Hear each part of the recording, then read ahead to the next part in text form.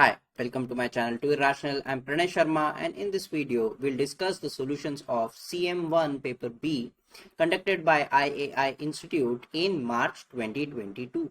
We'll go through the detailed solutions of each of the questions, but if you want the solution sheet, I have given the phone number in the description where you should WhatsApp or Telegram your email ID and we will email you the answer sheets. Let's get started. Question 1.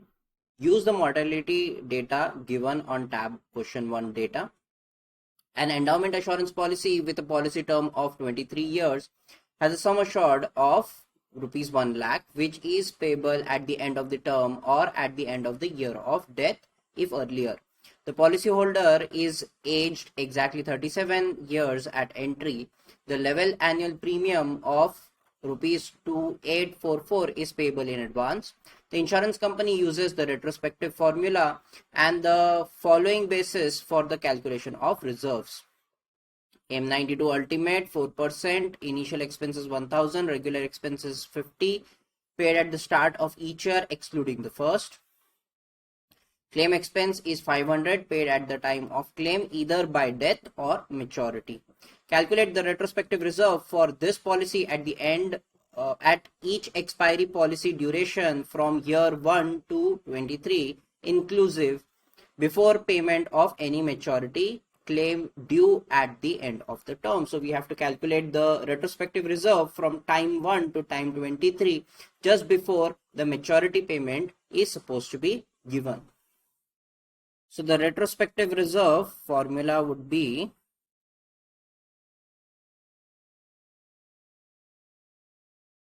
not assuming any expenses. We know expenses, claim expense will be added here, initial and renewal expenses would be added here, and then divided by, we'll have V raised to T, TP 37.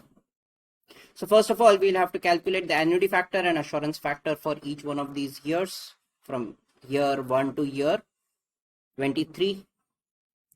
So ADU 37.1 will just be 1. ADU 37.2 would be 1 plus VP37. ADU 37.3 would be 1 plus VP37 plus V square 2P37. So each time we can use the previous one. This one can be taken from ADU 37.1. This part can be taken from ADU 37.2 and so on. Let's go to our answer sheet.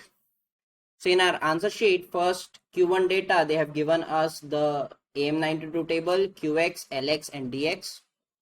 But the rest of the sheet is blank, so we can make table as we would like. Let me just quickly make the titles. So I've taken few given information. I is 4%. Accordingly, I have calculated my discounting factor. S is 1 lakh and P is 2844. The table, first I'll be calculating the annuity factor and assurance factor as required to calculate our reserves. Accordingly, I'll calculate the expected present value of past premium, past benefits plus claim expenses and past expenses. Then I'll calculate the net cash flow, that would be nothing but the numerator, and then accumulation factor, I'll just take it as 1 by of the denominator so that I'll multiply these two to get my retrospective reserves. So for our annuity factor, we will say first would be 1. For the second year, I'll say it would be equal to the previous value plus V raised to 1. So we have B2, fix it, and raised to the previous year multiplied by, I want 1P37. So I have L38 divided by L37. Now I want to fix L37, so therefore $C $29. Press enter. Now I can just drag this down for all of the annuity factors. For assurance factor, we'll say A37-1 would be VQ37. That in terms of L and D, I can write it as VD37 by L37. A37-2 would be VQ37 plus V square P37 Q38. We'll have V D37 plus V square D38 divided by L37. Okay, or I can write this as upon L37 upon L37. This I can take it from the previous one, and accordingly I will keep on increasing our values. So for the first year, we'll say B2 multiplied by D37 by L37. Next year we'll say equal to the previous year plus fix the B2 raised to this year multiplied by the probability, we'll say D38 divided by L37, and we want to fix that L37. So $C $29. Let's drag it down till the end. Expected present value of past premiums, we'll have B4 multiplied by the annuity factor. For benefits and claim, we'll say 100,000 is B3, fix it, plus 500 multiplied by the assurance factor. Past expenses, we'll have 1000. Actually, I will take 950. I will add 50 to the renewal expense of the first year as well. So I'll say 950 as initial plus 50 into the annuity factor. I don't need to subtract 1 there.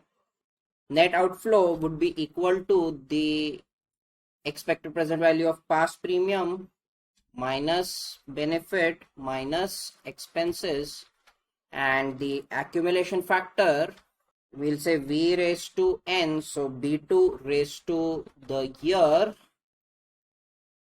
multiplied by, we want NPX or TPX, TP37. So L38 by L37, fix L37, enter. Retrospective reserve would be equal to the net multiplied by, actually divided by this annuity factor. I have written accumulation factor, so I should take it as 1 by this value. You can write it as discounting factor and then divide, no problem. This is what you will get. Let's write it actually as 1 divided by and bracket, enter. And for the retrospective reserves, let's say equal to the net multiplied by the accumulation factor. Now we just have to complete the table.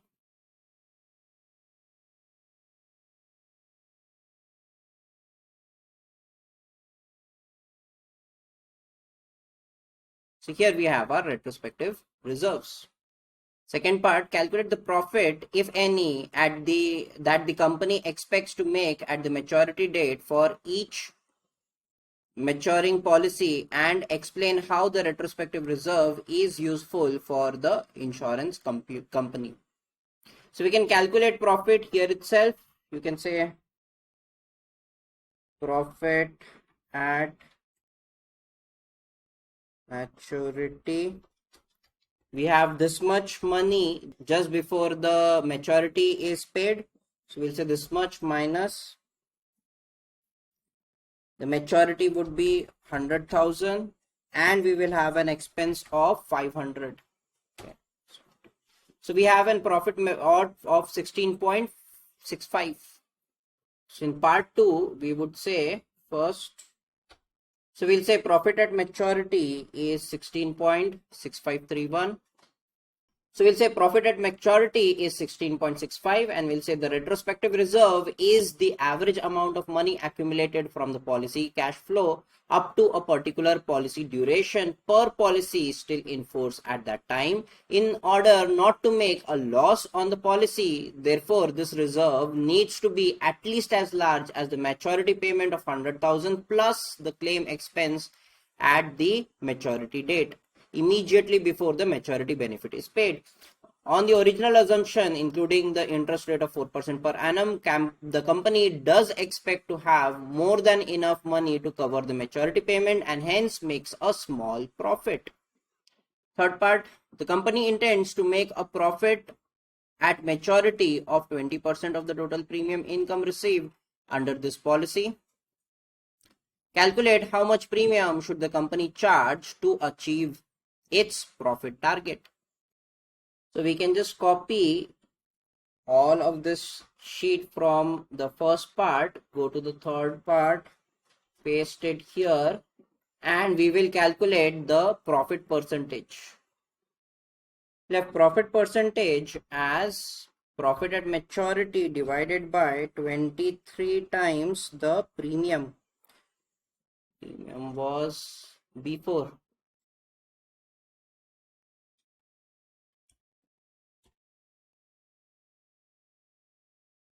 We want this to be 20%. You can go make it into a percentage. Make sure we have at least 2 decimal points.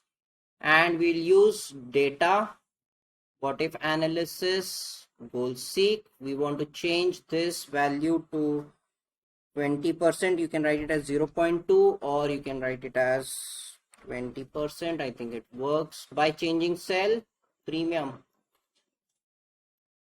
So the premium comes out to be 3213. I'll make it as bold.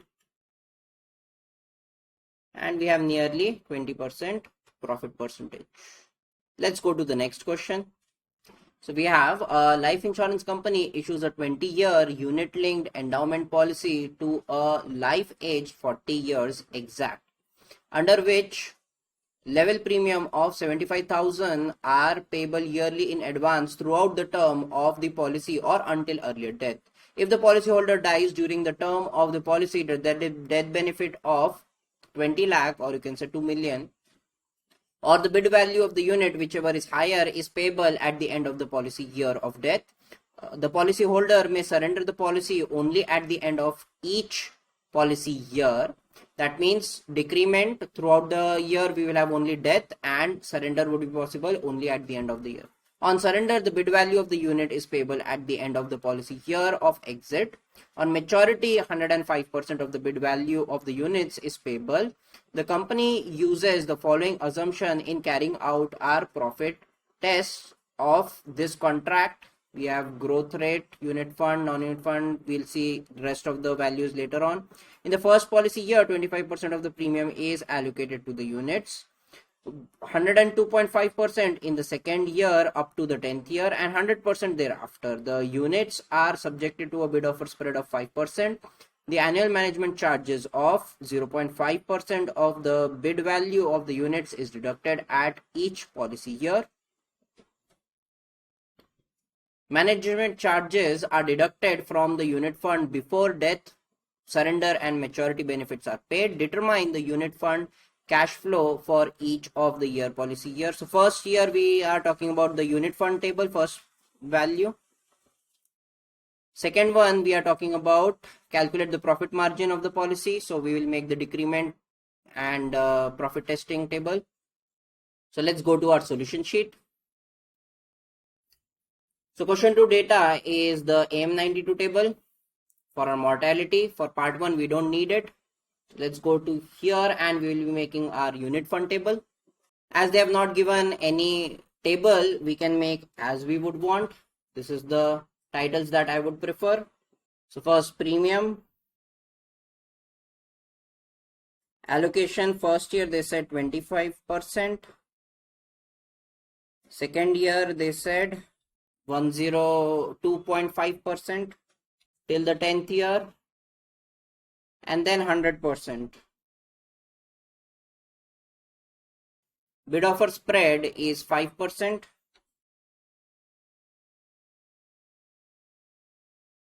Fund at the beginning we'll have allocated minus bid offer spread for the first year. For the second year we will have allocated minus bid offer spread plus fund at the end of the first year. Fund before management charges, we will have growth at the rate of 6.5%. This much into 1.065.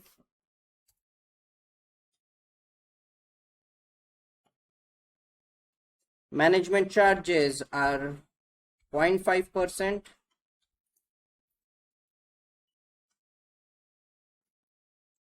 And fund at the end would be before management charges minus management charges, and everything will align itself accordingly.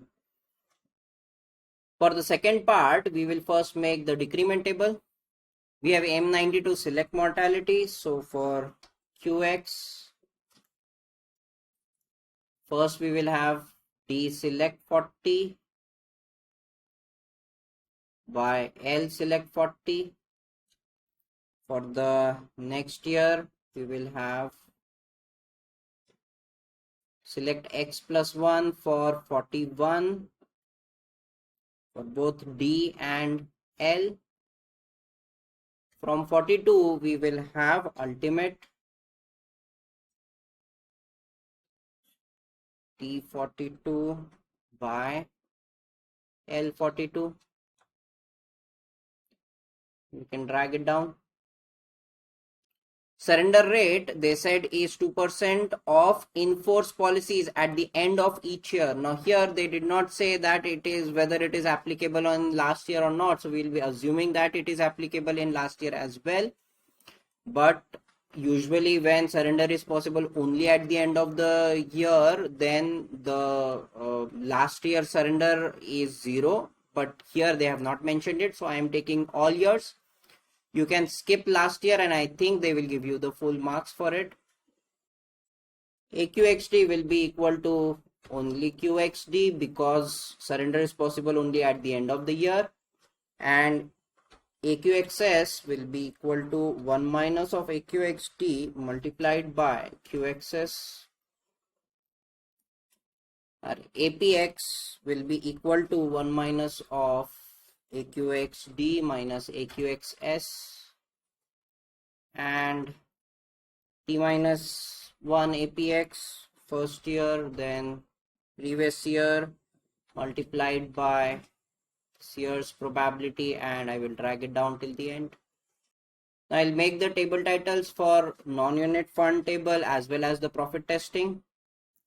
So the unallocated premium is equal to the premium minus the allocated premium. Expenses, first year we have 3000, then we have renewal expense of 650 payable from the beginning of the second policy year, commission 10% of the initial first premium and 2.5% of the annual premium from the second policy year. So I've populated the expenses and commission, taken bid offer spread and management charges from the previous table. Interest,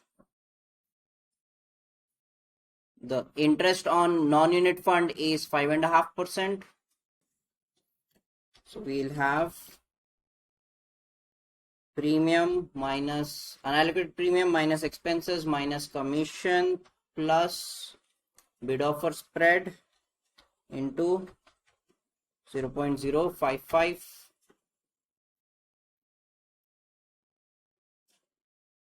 So I've made a separate table for death cost and expected death cost. So here I'm just talking about how much is going to be the cost. So I'll say max of 2 million minus the bid value, comma 0. This is the amount that is supposed to be paid, and expected death cost would be death cost multiplied by the probability of death in that particular year.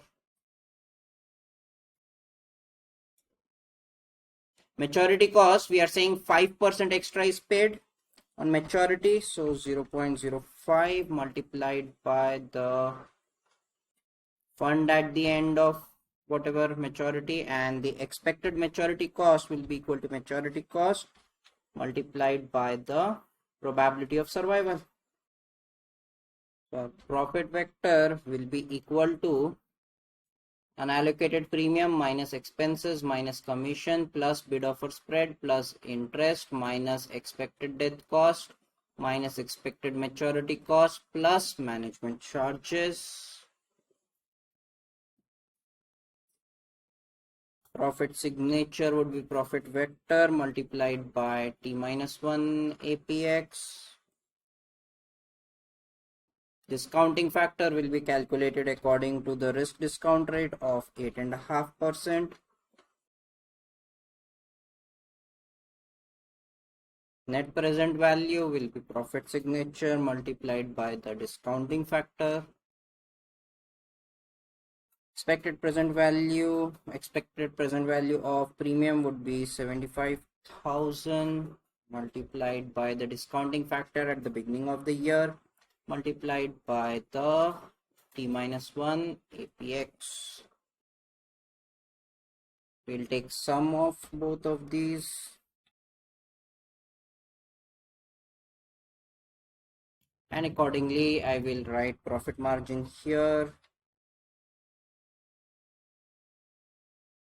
This divided by this. Write it in percentage. I have already, but anyways, you can write here percentage. Make sure 2 decimal points. So we have 6.26. Make it bold. This is our answer. In third part, they are saying the company is looking to increase the renewal commission in light of the competition in the market and wants to test the level of renewal commission it can afford to offer while keeping the profit margin at 5%. What is the maximum level of renewal commission it can offer? So we'll go to our second sheet, copy the second sheet, go to the third tab, paste it at A1. Do not want our profit margin to be in bold. We'll make renewal commission. Let's assume it to be 1% for now. My renewal commission should be this. Fix it and drag it down. I'll go to data, what if analysis, goal seek. We want this to be 5% by changing cell, this renewal commission. Okay. So here I would increase the decimal points and we get 3.96 as our renewal commission. Make it bold. Fourth part, the company currently does not levy a mortality charge. How will the components of the profit vector change if a mortality charge is levied? If a mortality charge is levied to the policy, the charges will be deducted from the unit fund, decreasing the fund value, and will be added to the non-unit fund and increase the profit vector each year. You can write this may decrease the popularity of the policy but would increase the profit. Let's go to the next question. Question number 3. Assuming an effective interest rate of 5% per annum and a term of 10 years, provide the following identity showing the detailed derivation of each of the terms which form the part of this identity. Your solution should clearly show the time steps, cash flow, and the discounting factor. So here you have to create this A due P for 10 years at 5% rate of interest and this I by DP and AN. Now here the problem is they have not given us what the P value is going to be. You can assume it to be, let's say, half yearly or monthly and solve it. What I have done is I have solved it for a few more than required. I have calculated it for 12, 6, 4 as well as 2. So here I have made a basic table. First of all, I is 5%, that is given to us. P I have taken for AN, that is our 1 first, and then these values 12, 6, 4 and 12. Accordingly, I will show the cash flows and the present values. So first of all, I am writing the number of months because accordingly I will create 12, 6, 4 and 2 very easily from these months. So I'll say 0, 1, and for 10 years we will have 120.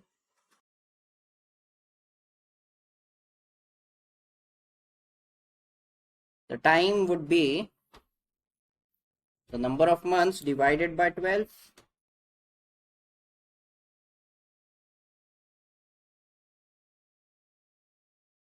The discounting factor would just be B1 raised to minus of time.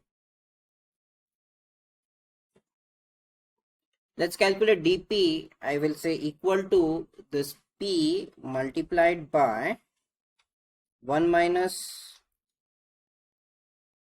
of 1 plus B1 fixed raised to minus of 1 by again P, and I will select with a blank space so that it will always keep a blank and then take the formula accordingly to these values. This is our dP, and I by dP will be equal to B1 fixed divided by the above value. Again the same thing, select 2 so that it accordingly selects these values.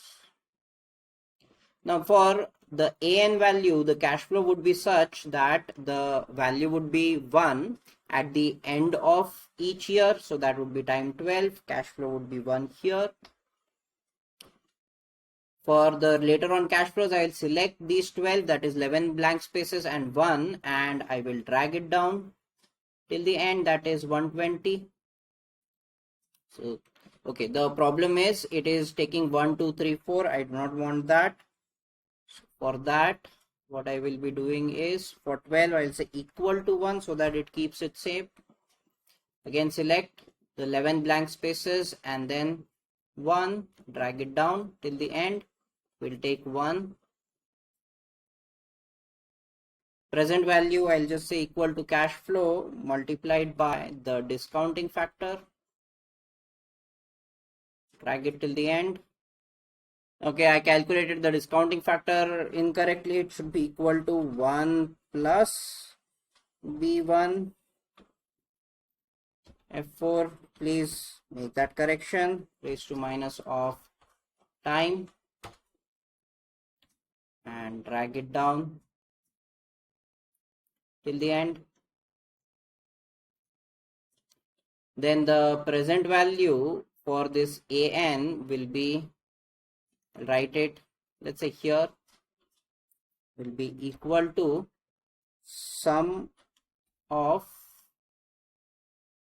all of these from the beginning to the end. So for this I by dP into AN, we have I by dP into AN, fix that AN, and I can drag accordingly and I will get the correct values. Now we have to figure out the cash flows when we have payment 12 times a year. So 12 times a year, the payment would be monthly. We have payment in advance. So starting from time 0, the payment is going to be of 1 by 12.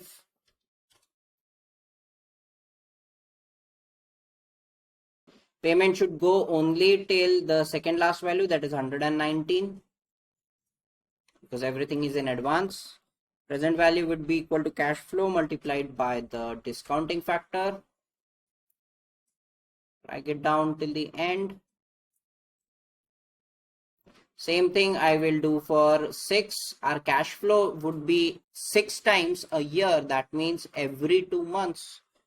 So we'll have equal to 1 by 6 as the amount of cash flow, and we will select a blank space and then drag it down till the second last value, till here. This is the value that we'll get. Do not go till the last value.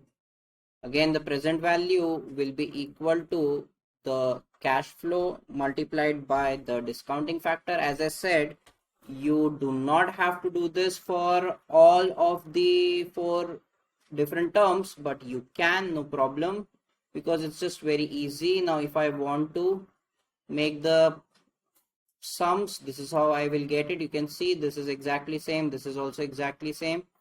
This is what we need to prove. Here I'll do it for payable 4 times. Cash flow would be equal to 1 by 4 and the payment will be given every 3 months. So select 2 blanks and drag it down till 119 only. Do the same thing with the present value. We'll have cash flow multiplied by the discounting factor. Drag it till the end. When we say payment given twice a year, so it would be 1 by 2 and given every 6 months. So 0 and then 5 blank spaces. Drag it down again till the second last. The present value will be equal to cash flow multiplied by the discounting factor. Drag it down till the end. And you can see that for each one of these values, the present values are exactly same. You can make it bold.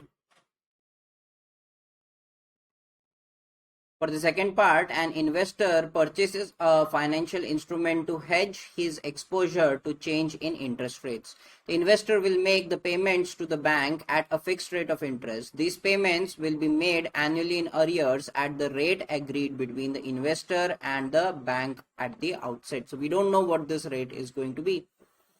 In returns, the bank will make payments to the investor at a floating rate of interest annually in arrears. The floating rate of interest is based on the one year risk-free forward rate curve less 0.2%.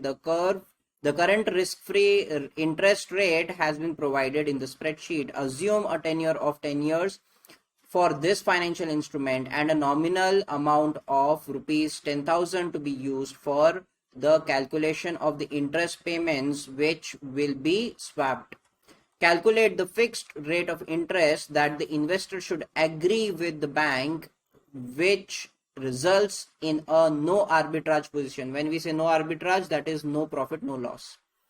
The annual payment by each party is determined as the nominal amount multiplied by the interest rate applicable to the party as described above. So here we have a risk-free rate of interest. Now I have made the tables. We have nominal 10,000. We will figure out what interest rate that the bank is offering. Let's assume it to be right now 2%. We'll use goal-seek later on to figure those out. Risk-free forward rate, I will take that directly from the data equal to this. So the discounting factor for the first year, we will have 1 plus this raised to minus 1, and for the next year we'll say the previous year's discounting factor multiplied by 1 plus this year's rate raised to minus 1, and we can just drag it down. This will be a discounting factor for each year. The applicable 1 year forward rate, they have subtracted 0.2% out of the risk-free forward rate. I will not use this one. I will use the data one. Okay, so I'll go to the data. I will use this. Enter. And from this, I need to subtract 0.2%. Okay. So 0.2% I'm subtracting. So these are the values. These are the applicable. So cash flow by bank. What would be the cash flow by bank? It would be equal to the nominal rate, that is a D1, multiplied by the applicable 1 year forward rate. This is the amount that the bank would be paying. Cash flow to bank, that means cash flow by the individual. We are saying that they agreed on 2% rate of interest. So it would be equal to the B1 multiplied by B2. This is the cash flow. We want the net cash flow. Okay, net cash flow I'll say would be equal to the bank minus by bank to bank. This is the net cash flow, and present value will be according to the discounting factor. So a net cash flow multiplied by the discounting factor. Drag it down. We'll take sum.